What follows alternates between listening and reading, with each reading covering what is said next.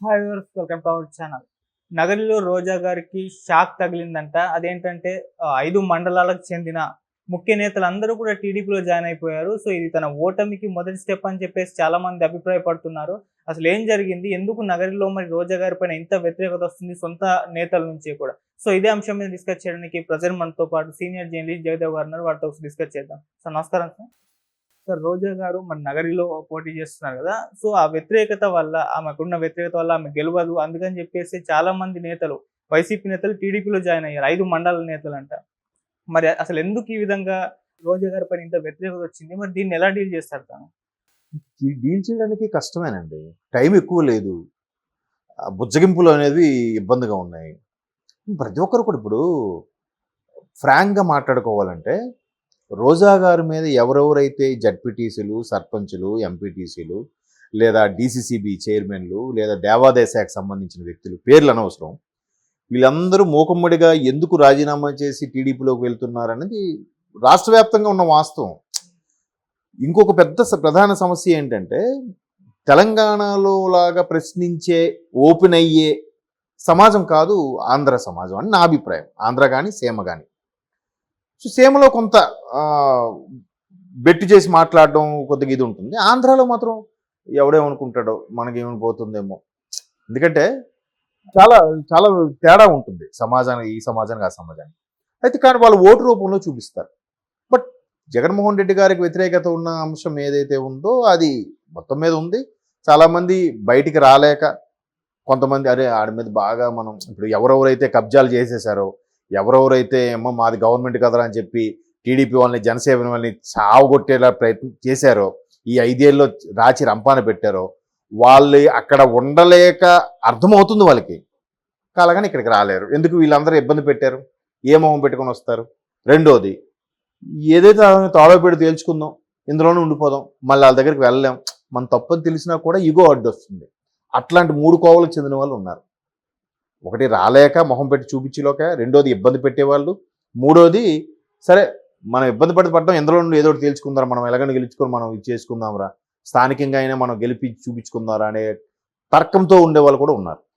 అయితే రోజా గారిది మొదటి నుంచి కూడా ఇది మనం సోషల్ మీడియాలో వైరల్ కూడా అవుతుంది. ఎలా అంటే సంథింగ్ మాజీ శ్రీశైలంకి సంబంధించిన దేవాదాయ శాఖకు సంబంధించి చైర్మన్గా చేసిన వ్యక్తి ఏదో ఇలా స్థానికంగా ఏదో ఓపెన్ చేయడానికి వెళ్ళినప్పుడు ఈవిడి సంప్రదించకుండా వాళ్ళే వెళ్ళి ఓపెన్ చేశారని, ఈవిడికి ఒక మాట వరుసకు ఒక మాట అని చెప్పలేదని, ఇట్లా రకరకాల వాస్తవాలు. ఆవిడ ఒక తోటి కార్యకర్త దగ్గర లేదంటే అదే నియోజకవర్గంలో ఉండే పక్క మండలంలో ఉండే ఒక కార్యకర్తతో కానీ, నాయకుడితో కానీ ఫోన్లో మాట్లాడడం, ఆ వాయిస్ రికార్డు బయటికి రావడం, అది యూట్యూబ్లో పెట్టడం.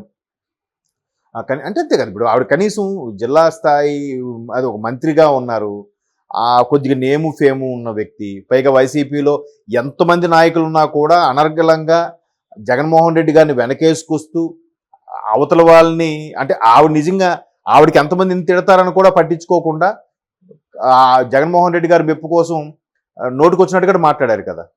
అంటే అంత ఇదిగా చేసినప్పుడు ఆవిడకి ఫేవర్గా ఉండాల్సింది లేదు.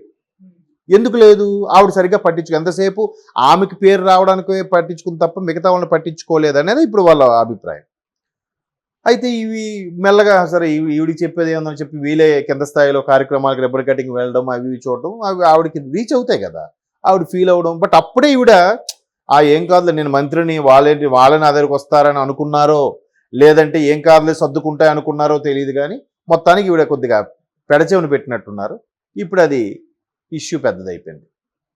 ఇష్యూ పెద్దదైపోవడం, ఇంకా వాళ్ళు చెప్పాను కదా ఇంతకలా, బయటికి వెళ్ళాలన్నా కూడా ఇంతకుముందు వీళ్ళు మాది వైసీపీ గవర్నమెంట్, మీ సంగతి తెలుస్తామని చెప్పి ఎవరెవరితో ఛాలెంజ్లు చేసి తొడలు కొట్టారో వాళ్ళ దగ్గరికి మళ్ళీ వెళ్ళలేక అలా మొహం చాటేసి ఉండిపోయారు. కానీ ఇప్పుడు ఆవిడ ఏదైతే నగర నియోజకవర్గంలో రూరల్ ఏరియాలకు వెళ్ళి ఓట్లు ఆడడానికి వెళ్తున్న సందర్భంలో ఆవిడ వెనక అందరూ కూడా కొత్త ముఖాలు కనిపిస్తున్నాయి. ఈ సోకాళ్ళు జడ్పీటీసీలు, ఎంపీటీసీలు, సర్పంచ్లు వీళ్ళు కనబట్లే. ఎందుకు కనబట్లేదు? లోపల కోల్డ్ వార్ నడుస్తుంది కాబట్టి. సో అది చాలామందికి అర్థమైంది. మేడం గారు అంటే ఎవరు రావట్లేదు అంటే ఇంక అక్కడికి మ్యాక్సిమం సీన్ అయిపోయినట్టేగా. బట్ ఇప్పుడు ముందు నుంచే చర్యలు ప్రారంభించాల్సిందే. ఇప్పుడు మరి చర్య ప్రారంభించి లాభం ఏంటి? ఏం చేయలేరు. టైం ఎక్కువ లేదు. ఆల్రెడీ ఇంకా క్యాన్వాసింగ్ మహా అయితే 5 రోజులు 6 రోజులు ఉంది. అవునా? ఇంక ఇప్పుడు ఏం చేయగలరు? అవి ఇంకొకటి, ఒకవేళ ఆవిడ పట్టించుకోలేదు, ఆవిడేం చేయలేదు అనడానికి కూడా, ఆవిడ మీద నిందేయడానికి కూడా లేదు. అంటే నా పర్సనల్ ఒపీనియన్ చెప్తున్నాను. ఇప్పుడు ఈయన అన్ని బటన్ నొక్కి డైరెక్ట్గా వాళ్ళ ఖాతాల్లోకి వెళ్ళిపోయి ఈయన ఏది చేసినా వాళ్ళకి డైరెక్ట్గా రీచ్ అయిపోతే మధ్యలో ఈ మంత్రులు ఈవిడేం చేస్తుంది? నాయకులు ఏం చేస్తారు? మంత్రులు, ఎమ్మెల్యేలు, ఎమ్మెల్సీలు, జడ్పీటీసీలు, ఎంపీటీసీలు వీళ్ళందరూ ఉపయోగం ఏముంది? లేదు సార్, అమ్మ మన కార్యకర్త వీడికి వచ్చేలా చూడండి అని అంటే చెప్పడానికి ఏం లేదు అక్కడ. ఆయన బటన్ నొక్కితే అందరికీ వాళ్ళు అనుచరులు కాని వాళ్ళకి అన్ని పార్టీల వరకు వెళ్ళిపోతుంది అది. ఖచ్చితంగా ఇప్పుడు ఇద్దరు ఒకే స్థాయిలో ఉన్నారు, ఆ ఊర్లో ఒకరికే వచ్చే అవకాశం ఉంది, అప్పుడు ఎవరికి ఇవ్వాలి? వీళ్ళు వెనక జెండా పడుకుని తిరిగినోడికి ఇచ్చే ఆప్షన్ వీళ్ళకి ఇస్తే బాగుండు. వీళ్ళకి ఇచ్చే ఆప్షన్ ఏం లేదు. పైగా పోనీ ఇది లేకపోతే లేదు, ఒక ప్రాజెక్ట్ ఇస్తాను చేసుకో, ఒక కాంట్రాక్ట్ ఇస్తాను చేసుకో, లేదా ఒక బ్రిడ్జి కట్టుకో, ఒక టెండర్ పాడుకో అనడానికి ఈవిడ చేతులు ఏముందా? ప్రభుత్వమే అసలు ఎవరికి పిలవట్లేదు. ఒక టెండర్ లేదు, ఒక అభివృద్ధి లేదు, ఒక ఇది లేదు. టెండర్ పిలిస్తే పాత కాంట్రాక్ట్లు ఎవరు రావట్లేదు, ముందు పాత బకాయిలు చెల్లించండి అంటున్నారు. మరి ఈవిడ మాట ఏం చెల్లుతుంది? ఈవిడ మాటగా చెల్లినప్పుడు ఈవిడ కింద వాళ్ళకి ఏం చేస్తుంది? ఏం చేయగలదు? ఏదైనా అభివృద్ధి ఉంటే ఒక్కొక్కడికి సరే, నా కింద నన్ను నమ్ముకొని వచ్చారు కాబట్టి ఒక మంత్రిగా, సరే నువ్వు ఈ ప్రాజెక్ట్ తీసుకో, నువ్వు ఈ కాంట్రాక్ట్ తీసుకో, నీకు నీ కాలేజ్ శాంక్షన్ చేస్తాను నడిపించుకో అంటే అయిపోయింది కదా. ఇప్పుడు జనరల్గా అన్ని దగ్గరలో కూడా ఏమైనా శాంక్షన్లు అవ్వాలి చేయాలంటే ఆమ్యామలు అని చెప్పి బయట అంటుంటారు.